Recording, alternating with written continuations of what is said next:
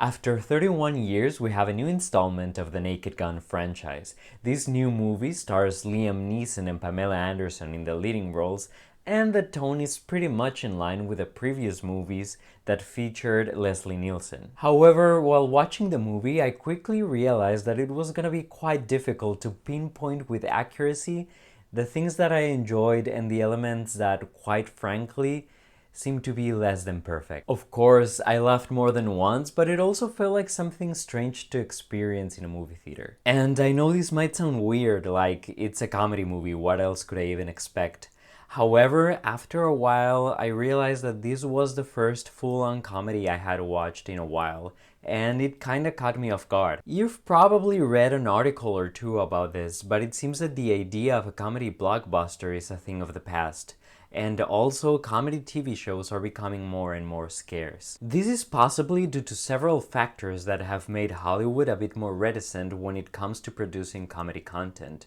First, the rise of the superhero genre during the last decade, but also the fact that whenever these movies included some sort of comedy, especially when talking about content produced by Marvel, the reviews came in quite mixed. Sometimes the jokes would land, and other times they would just feel childish or out of touch. Secondly, the rise of comedy specials on Netflix, where several comedians have had the opportunity to joke about their lives or the state of the world. And this is probably the key to how comedy has been consumed in recent years.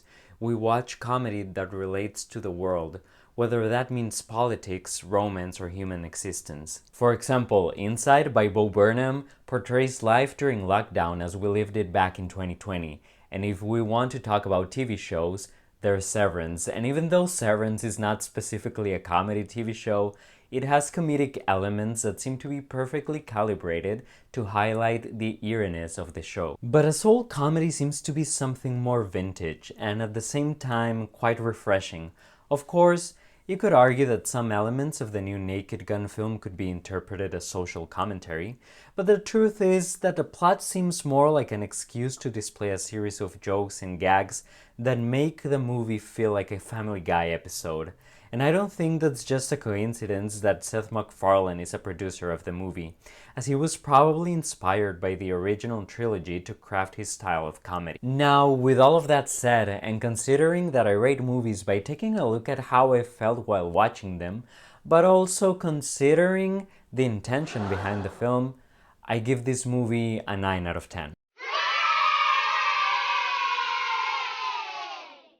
Now, I don't think it was perfect. The plot was predictable and unoriginal, but I think that was the intention. Most of the jokes landed, and I think that's what the writers wanted. But hey, what do you think? Do you give it a higher or lower score? Comment below, and don't forget to like, subscribe, and for now, I'm out.